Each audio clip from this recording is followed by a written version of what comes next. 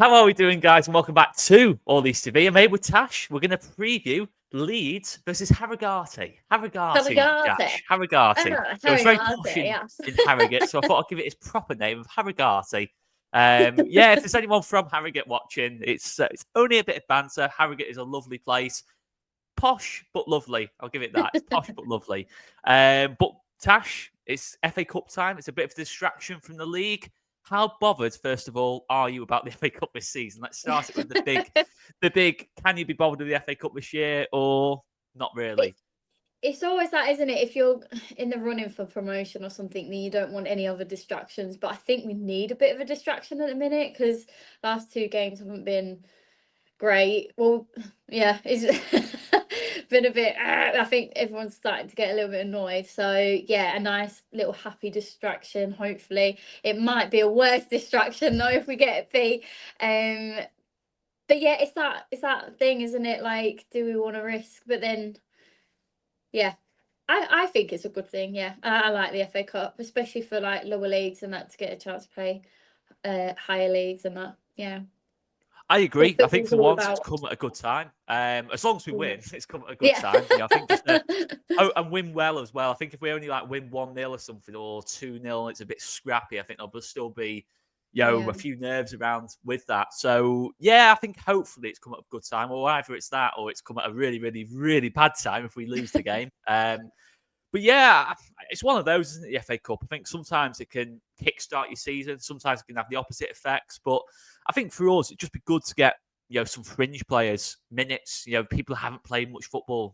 Schmidt is one example. Isaac Schmidt, Carl Darlow, I'm sure we're going to go on to at some point in this video. Even Ramazani. Ramazani hasn't played a minute in the last two games. He's not played a minute in 2025 yet. So I would imagine he'll start the game. Joseph as well. Can he get maybe a goal and just kickstart some kind of form there in terms of in front of goal? That's what I'm looking forward to in the game. Nonto, Nonto hasn't. Literally going to say that. I was like, even Nonto's not really been come out the team. That's the thing. He's gone from being one of Farke's, indispensable for Daniel Farke to out the team, in a couple of weeks, and that's more to do with Daniel James's form, but. I think it's a big opportunity for certain players, and it's a real chance for certain players with us dropping points the last two to really make a case for them starting against Sheffield Wednesday. And I mean, is there anyone in particular you're looking forward to seeing on Saturday, Tash, or want to see maybe start the game? Yeah, maybe even some of the youngsters. Would you be keen for any of them to maybe start potentially, or? Yeah, maybe. I think I'm keen to see Darlow because I'm not convinced that either. Let's go on to it. Let's go on to the goalkeeper situation. Let's just get it out of the Carl way. Darlow. I think I don't know. I don't want to be harsh on him, but I'm still not convinced on Darlow either. So it'd be nice to see. Yeah, well, not nice to see, but it'd be interesting to see. Sorry, what he's like, and because fuck ups as many as Melly has had. Sorry, I've been trying not to swear. I got told off. Go for it. There's only certain words you can use to describe it. Mistake doesn't cover it. Mistake does not cover it. Mistake maybe covers the Portsmouth goal, but Sunderland, the whole game. Yeah. You've got to use the word fuck up for that. Yeah, exactly. That's the only words that can describe it. Yeah, as many as they've had, I would still actually prefer him probably over Darlow. So maybe see what Darlow's like. But what I would prefer is to get someone in. But yeah, it's a bit of a touchy subject, isn't it, in a minute? And then it's like, are we just like that now? Or, I mean, I've been like it for a while with Melier, but is it just hot now because he's just made, obviously, a big mistake? So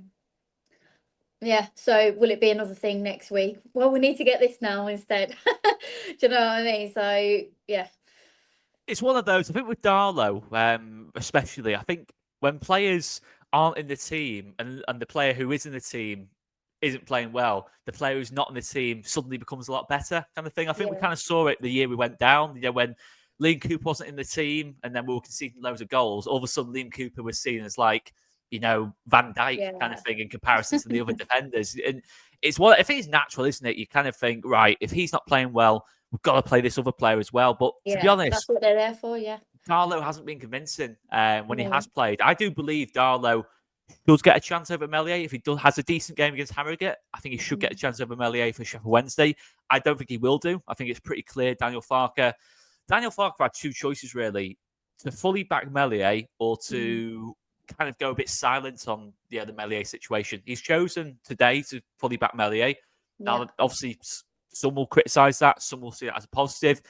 I'm not sure where I kind of stand on that, to be honest. But I think from a man management point of view, it's probably the only thing he could really do. I don't think he could really go in there and say, yeah, we're looking to sign a new goalkeeper in January, or yes, Carl Darlow will be on number one kind of thing going forward. I was never really expecting that. I think it wouldn't be very typical of Daniel Farke to kind of go, to that kind of extreme. But Darlow needs a good game against Harrogate. There is no doubt about that. He needs to at least put a bit of pressure on that situation, because he won't get a better chance to get his way into this first team than what he has now. But to be honest, I'm not really convinced Melier or Darlow are the answer for us now. I mean, it might be a little bit harsh, but I just don't. I look at it now. I look at the other teams who are competing with us, in terms of the goalkeepers they're working with at the minute. Cooper at Sheffield United, Trafford at Burnley, Patterson at Sunderland. They're making big saves. They're keeping their teams in games at times. And, it's not like we need our goalkeeper to make loads of saves. Our goalkeepers don't have a lot to do in games. And I look at it now and think with Melier and Darlow, there seriously needs to be an upturn in performances from one of them or both of them, really. But I don't think we will make a change. But for me, I think we've got to start being ruthless on that. Yeah, I think the thing with Melier is, even if Darlow had a good game, I think Farke would just put Melier on for the stubbornness of it, that he's gone out, backed him up. He doesn't want to probably put his confidence down. We saw it a lot with other managers, with Bamford. Every time he would miss or whatever, they still used to play him. So yeah, I don't think he would. And then again, if you get someone in, they need time to get used to the team, used to the defenders, and actually prove themselves. Well, they're not going to go straight in unless you had like a top worldie goalkeeper. But saying that, we do see Farke change a lot of the squad. Like, he's constantly rotating, which I find good, depending on performances and that. And he's not afraid to make that change. I mean, he's the first manager we've had that's put Bamford on the bench and made him second, third, now probably fourth choice or whatever it is now. And then same with, like, he's always mixing it up with Dan James and Nonto, and starting lineup isn't always as predictable. That's very true. I think one of the things I didn't expect from Farke this season, and where he has clearly learnt from last season, as much as it's not been a thrilling season for us so far. I know we're top of the league. That's obviously that's absolutely fantastic, but it hasn't been like a really season where you've gone, oh, it's been brilliant to watch this week in, week out. But to be fair, certain lessons, like in terms of rotating the team a little bit more, I think Farke has learnt that from last season. I think he has learnt that, in terms of, like, say, with Summerhill and Russell last season, I think they were kind of ran into the ground towards the end of the season. When you kind of saw the fatigue, he seems to be saving him a bit more now, doesn't he? And like trying to. Yeah, exactly. We're less reliant on one or two players, kind of thing. If Solomon goes in or Ramazani goes in, you feel like you're going to get a performance of some sort in that front three. And it's interesting. I think the only player he hasn't really rotated out is Aronson, but I think that's only because he's not really convinced with anyone else playing like in that 10 role kind of thing. He just, Aronson feels like his man kind of thing in that it'll be 10 role. interesting to see what he does in the cup game, whether he plays. Exactly. It's one of those who goes into that 10 spot. Yeah, maybe. I mean, assuming Aronson's dropped, Tash, who would you go with? I don't know. It's like, would you push Tanaka and Rothwell up more, or I don't know. It's an option. Rothwell slotting him further up the pitch is definitely an option for me. Yeah, and he goes forward a lot more, and he does some really good passes and that. So yeah, maybe one option. What would you go for? I don't know, really. I mean, I think Solomon probably will get rested. I think I'd expect Ramazani go to that right hand side. I'm sorry, the left hand side. Nonto will go to the right, I'd imagine, and James will get a rest as well. And I mean, I'd genuinely be tempted to play Solomon in the 10 role. I think he can do a job there. I think it suits him. I think in terms of blistering speed, that's not really something Solomon has. I think when we look at Ramazani, he's got that. He's faster kind of thing. He is more athletic, I think, than Solomon. There's no doubt about that. Same with Dan James. And I think Solomon in this team could do a job in that 10 role. I mean, there's a case for Perot going in there and seeing if Perot and Joseph works up top, in terms of Perot just just behind, Joseph further up. If that's an option. I don't think Perot is as creative. I don't like Perot as a 10. Like you say with Solomon, he gets a ball, he turns and he goes, or like he makes them really good. He sees the channel and just puts the ball in or whatever. Like I think he's got a lot more creativity about him than Perot has. I think Perot is No really doubt about good. that. Yeah, I think I'm more confident in Perot like for finishing and stuff, like as a striker. But it's like the other day. That's who I would want to see there when that goalkeeper made that mistake the last game. It's like I wouldn't want anyone else there but Perot. I think if Joseph was there, he would have missed it. I think obviously if Bamford were there, he would definitely missed it. Yeah, so that's who I'd definitely have wanted there. Yeah, I think Joseph will probably get a start. Yeah, I'd be surprised. He'd be one of the players to look at Joseph and think, yeah, he has to start this game.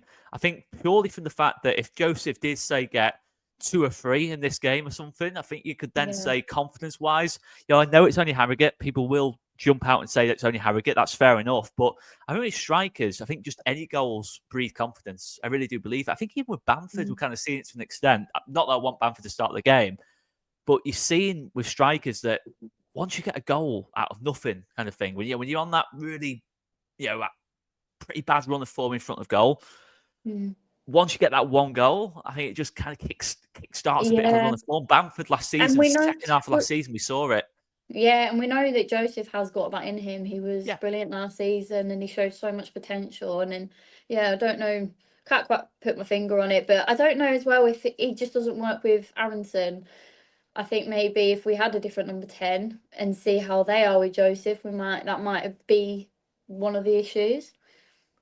Yeah, I mean, Aronson's not the most creative player. I think Aronson is, in some ways a little bit similar to Perot in terms of he's a lot more of a goal scorer, I think, than he is someone who's going to create your chances. When last season we had Rutter in that 10 role, he's a totally different kind of player to Aronson. I mean, Aronson's already scored more goals than Rutter did last season, but when you look at the other side of things, from a creativity point of view, from just being able to get you from one end of the pitch to the other in seconds kind of thing, that was where Rutter excels kind of thing. And I think Aronson, it's not really his game. You see Aronson, when he does try and do that, he gets barged off the ball or he loses the ball or he overruns it, and these different bits and pieces. And I think Farke knows Aronson's limitations. I think with someone like an Aronson and someone like a Perot, really, I think those two players in general, there's no doubt they've got limitations. They're not like complete footballers. They're not footballers that make you go wow kind of thing, and give you like sexy touches on the ball and dribble the ball, and just skip. They're not those kind of footballers. But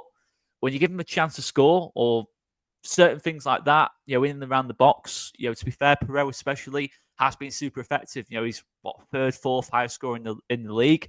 I mean, I'm not totally sold on Perot, to be honest, as a lone striker. I still think if Joseph can find some goals, I think it gives you more all-rounds kind of thing. Yeah, definitely. It's a hard one, isn't it? I mean, the ideal thing would be Perot's finishing and Joseph's all-round game. You'd have the best striker in the league or one of the best strikers in the league. And it is typical with Leeds, really, that in terms of our striking options, we've got a striker who scores loads of goals but doesn't really give you anything else.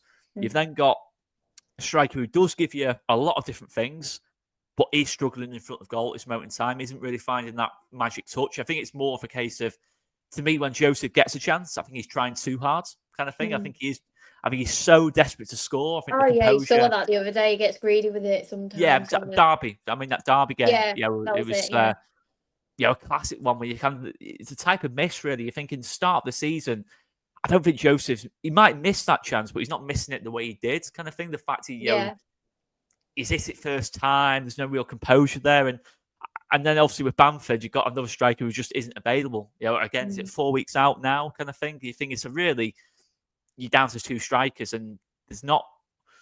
Perot's probably ahead, definitely in the pecking order from Farke's point of view, but I don't think we've got that complete centre forward at this moment in time. 100% agree, and maybe someone a bit faster as well, and just like say, he's all-round play. If we could just merge the 2 players together, it'll be really good. Same with if it was Bamford and Perot as well, because Bamford's better at everything else apart from scoring. So if you merge them 2 players together, it would be lovely to see. But I don't think we've, don't think we've had an absolute brilliant striker for years, have we? It has been a while. It has been a while. That's not that. When you really, really think back to it, in terms of a Probably striker, you Beckford. kind of like, I'd say the last time I kind of thought Leeds United's number 9, and there's no real big weaknesses to his game. I'd say Roof in that first Bielsa Oh yeah, season. yeah, I think true. Yeah. Roof did before Bielsa. I wasn't really a player I was a particularly big fan of at all, to be honest. But I think under Bielsa, he gave you a bit of everything. He had that speed in behind. He could finish that season. And that Yeah. mobility. I think he was great. I think, to be honest, that year kind of fell apart a little bit when Roof got injured and Bamford couldn't really replicate what he was doing. Yeah. But other than that, you're kind of looking, you're thinking, yeah, I mean, Wood had that good season under Gary Monk. And yeah, you're kind of going back to Ross McCormack, Beckford days, Beckford. really. I Yeah. mean, It's not good. that is the frustration. I mean, you can sort of say the same of the goalkeepers, other than Rob Green. I mean, we Yeah. had that solid number 1 for. Yeah, exactly. Yeah. They all seem to start well and then just go downhill. It's like Yeah, Melly yeah, they had do. like Kiko was brilliant and then he went really downhill and then just like Melier started Melia. really well, first sort of 18 Now months, 2 years. and I mean, we were raving about him. it's just such a shame that he didn't progress. I think obviously that 1 year in Premier League's probably not a lot of confidence as well. But then I don't know, he must have just a really bad goalkeeping coach as well at the minute because you just think, what are you doing with him? He had so much potential and everything, and to see that he's not improved isn't just down on Milio, it's down on the coaches as well. Yeah, I think, the thing with Melier is it seems to be a lot of the same mistakes kind of thing. I think Mm. shots close to his body seems to be, a bit of a constant one. I think Preston away, I'm thinking that one, in terms of where it's kind of, it's very saveable height, very close to him. Portsmouth, similar Mm. thing. Norwich, that penalty, which was a pretty poor penalty that he should have saved. Obviously, your Sunderland and Hull mistakes, which are, I don't know if it's lapses in concentration. That might be a part of it. I think Mm. certainly that Sunderland one, it just felt like a lapse in concentration completely. And the whole I, one is similar. I wouldn't blame him so much for the Preston one. I think the defenders could have done a lot better. Oh, we didn't Better. I defend don't it think, well at all. There was that. I don't think Melly had much of a choice in that one, but certainly the others. But that brings us on nicely then to defenders, doesn't it? Who would you? Because I don't know, we seem a bit shaky at the minute. You can't really afford to. I think I don't know. Have we got really any depth in? Just trying to get a back four together without like Yeah, tiring everyone um, out. But I mean, is there a case, Tash, of starting our strongest back four yeah, just to get and a the bit of weakest momentum behind front. it? Yeah, I don't know. yeah, I would because I don't know Or who 3 else out we of can. 4. Maybe just drop one of A them and just give youngster, one of put a them a youngster rest. in. Yeah, yeah, maybe put a youngster in there. In the back four. Yeah, and then like you say, change around the strikers and midfield, but and the wingers, but probably not defensively because I don't know. Or do we change it because they've been really bad at the minute, and maybe someone else might I shine? think I don't know. as well, in terms of Strauch, in terms of obviously he didn't play against Yeah, Hull. I'm trying to did Strauch play against Black? Yeah, of course he played against Blackburn. He scored the penalty, but obviously he's had that sort of a bit of a gap in between games because Sheffield Wednesday is on the 20th of Jan, I think it is. So if you think yeah. from the 1st to the 20th of Jan, if he doesn't play against Harrogate, that's like a 3-week gap in between games. I think there's a case Mm. to start Pascal Strauch. Do you know what? I was like on the fence with him, and I thought, I don't really rate him that well. But you saw a massive difference when he's not Yeah, there. 100%. Yeah. So I 100%. agree. In terms of not having him there against Hull, I don't think Ampadu has done a bad job at centre back, but I think Ampadu, Mm. I want him in midfield. When you look back Yeah. at it and say, if you go back to like, the Don Revy times kind of thing, he wouldn't play Billy Bremner at centre back when, say, Jack Charlton was missing, kind of thing. Yeah, It's exactly. just not some. So I look at it from that point of view and think, I'm always of the opinion, yes, Ampadu can play there if absolutely necessary, but play your best players in their best positions. I think, Yeah. in terms of Verber, obviously played left back. I think Verber should have probably been playing where Strout was playing, and we had a natural left back on the pitch, which actually brings me on to something else, Tash. Isaac Mm. Schmidt has Yeah. hardly played this season, but I've been impressed, albeit with very, very few minutes to go off. I've actually been really impressed with what I've seen for Schmidt. I think when I was talking about sexy players who do sexy things with the ball, Schmidt is very much one of those players. Yeah, and I agree. And it's hard to shine in, like you say, so little time, and that speaks even more volumes that he does. You know, we haven't seen much of him, but yeah, it makes you think: is there something off the pitch? Is it his attitude or anything? Because sometimes players just don't click with managers, and then, like we've seen it a few times when a manager leaves and then someone else suddenly shines, like Somerville when a Yeah, manager has very true. left, and then he's come out, and then yeah, like I can't think of it. I mean, if you can't trust Schmidt against Harrogate at home, then there's a big No, is a concern. That would be a big concern to me. If you can't trust yeah, Isaac Schmidt or probably that was anyone in our squad against Harrogate at home, you're thinking, well, what are we that doing then? ring What are alarm we doing bells, then? doesn't If we it? can't Yeah. trust him in a game like this, then that would be a big concern. I'd be surprised if Schmidt doesn't get Mm. any kind of minutes against Harrogate. I mean, yeah, it'll be interesting what Farker goes with. I mean, it's one of those. No matter what, if he goes full strength and there's an injury, there'll be criticism from that. If he goes for a weaker team and we don't put a convincing performance in, or even worse, it goes to extra time or we lose the game, I think there'll be even more criticism. So it's one of those with the team in our situation against a lower league opposition. It is kind of a bit of a lose-lose, isn't it? Really, in some ways. I don't want to be too negative, but it is in a lot of ways. Yeah, but I think as well, like I don't want to discredit Harrogate as well. I don't like doing that. I don't like looking down just because they're a different league either. But yeah, they're definitely going to step up their game, and I think Yeah, no doubt about we it. definitely need a strong defense against. It's like Hull was towards bottom, like the bottom of the league, and then is Preston down there?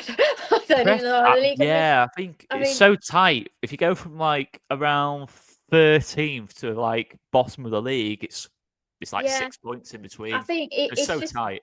yeah. I I think think we Preston just are find them teams more difficult to play against the lower leagues. To be fair, the shitter teams. Well, that's it. I mean, you've got players coming in who have hardly played any football, we'd imagine. If you say people like Yeah. Schmidt and Ramazani in recent weeks. So it's one of those in games like this, you can often see it be quite disjointed to start with. Certainly first 10, 15 minutes where everyone's trying to like understand each other's game and that lot when they haven't really played much football together. And I think that's natural in the cup. I think we've seen it. I think one thing I was going to finish off with was how important it is we avoid the cup shock. We avoid the Histon. We avoid the Sutton. We avoid the Kettering. We avoid Yeah. the Crawley. We avoid so many different cup shocks. That was a long list there, Oscar. There's such a long I didn't list to realise go there were through. that many. I was like, he's And gonna this is stop only now. stuff in the last, Sutton, was only 8 years ago kind of thing. So you're thinking, this is quite a recent bad record, especially in the third round of the FA Cup. Yeah. Yeah, it's just typical Leeds, isn't it? But yeah, like you say, it's already quite negative a little bit in the minute, isn't it? And then that on top of it wouldn't be great. Yeah, just want but I want a good game as well. Yeah. One of those, isn't it?